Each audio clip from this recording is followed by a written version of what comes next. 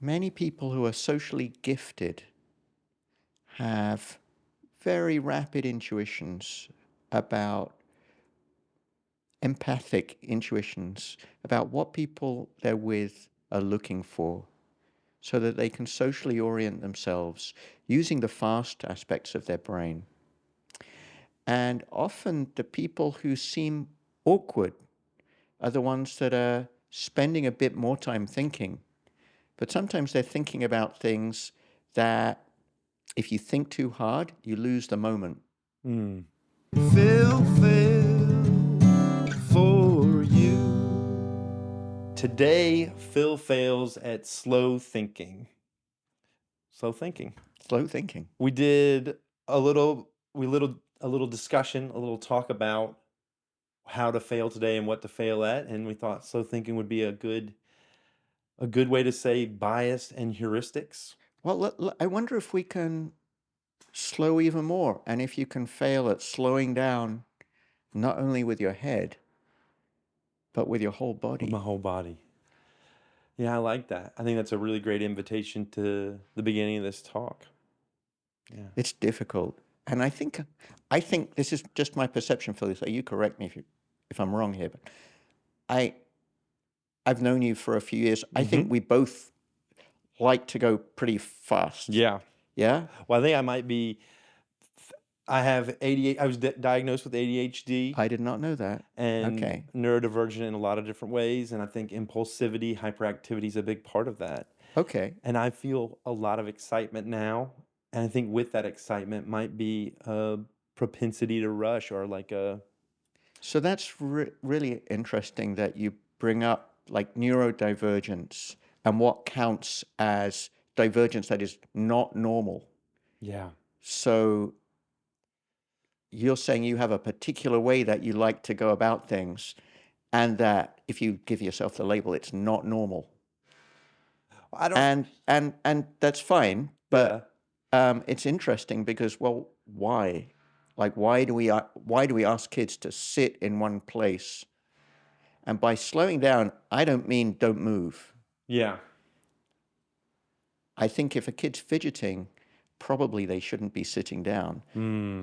That's my guess, but I'm not an expert on whether that makes a difference to educational outcomes or happiness of the child.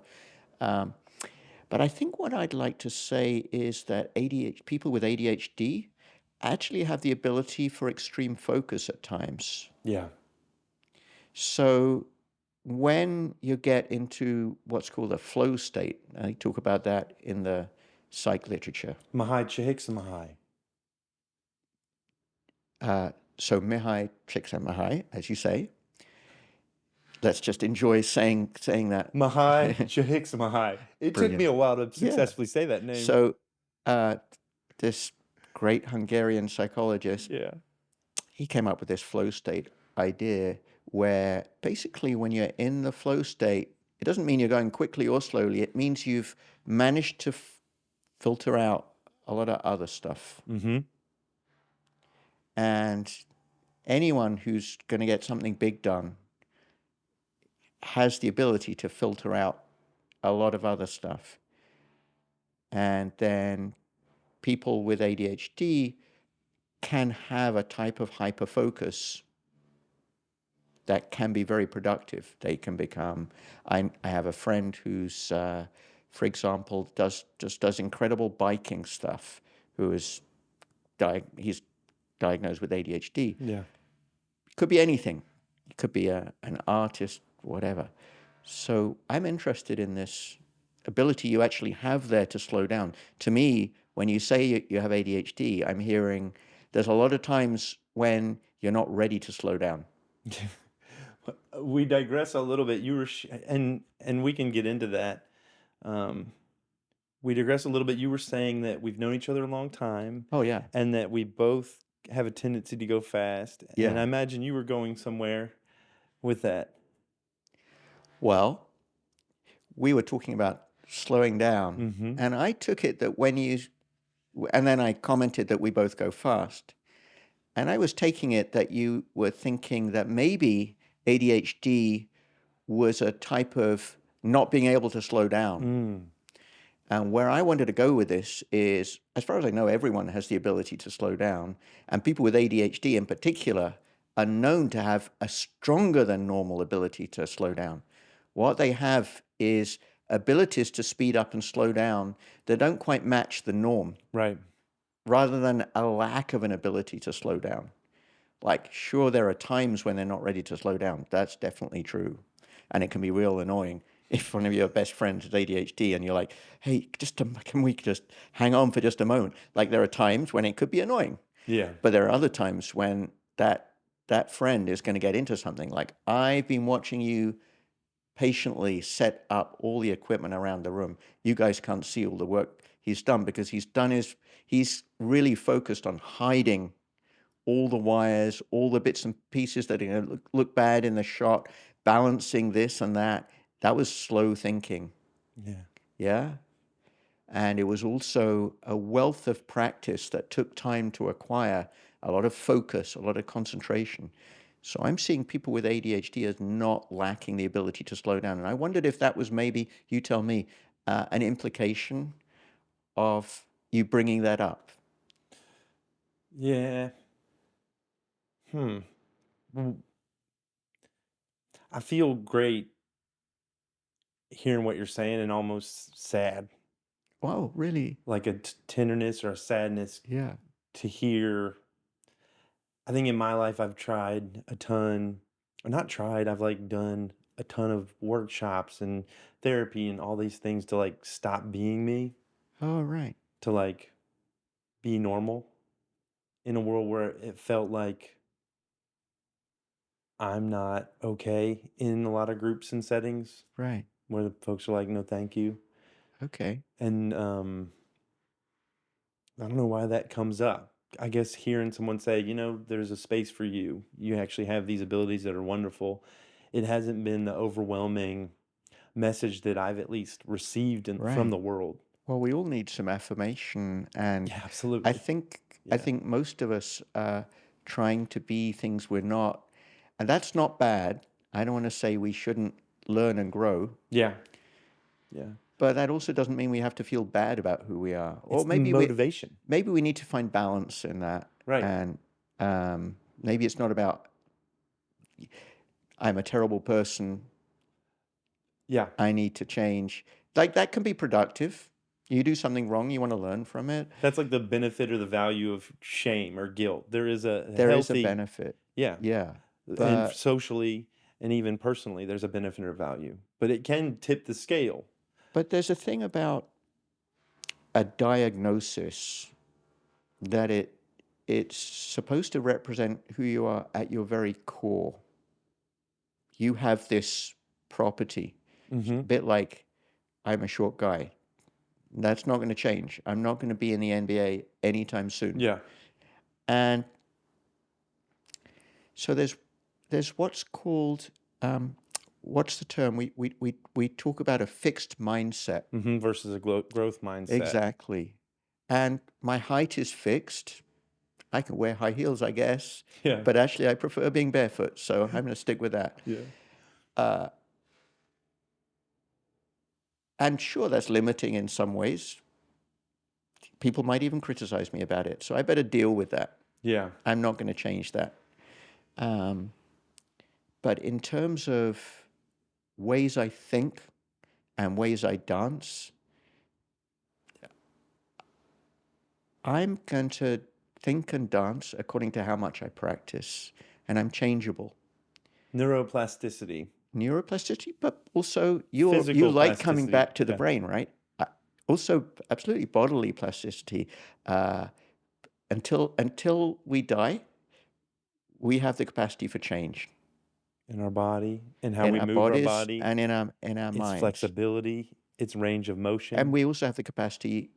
Before the interview, you mentioned this um, nice little thing: practice makes permanent, Mm-hmm. as opposed to practice Practice makes makes perfect. right. We have the ability to freeze into ways of moving, and as we get old, there's definitely a tendency for good or bad. Yeah. that we'll freeze into one way of being, and our body will slow down into just that way of being, lose the ability to move. Yeah. And I don't think change implies strong criticism of definitely not your core self. Yeah. It implies recognition that that self has the capacity for change. That flexibility is part of your core self. Yeah. And the ADHD diagnosis, just like my persona and the way I am, sure, they must be limiting and they must reflect limitations that we have, Yeah. but they don't mean that we can't grow and change in positive ways. So I think whatever ways you want to change, I'm thinking it's not in changing your core being, Yeah. because probably you don't have a choice about that, but also probably it doesn't need to change. I don't know. Yeah. What do you think? Do you think it needs to change? I think a lot of my life, and we'll get to the question soon. I feel a little in the light, both, you know, physically and also emotionally. Um, a lot of my life, I got the message from a young man that I wasn't okay, Mm, that that I needed to be different. mm, Um, and I am a seeker, much probably because all the models I had weren't helpful. good. So my seeking has been for a long time a running away from something as opposed to running to something. Run, That's well put. I've been thinking about this. Carry on. yeah, the Yeah. idea that, I've got to change, whether it was like I need to get better so this relationship works.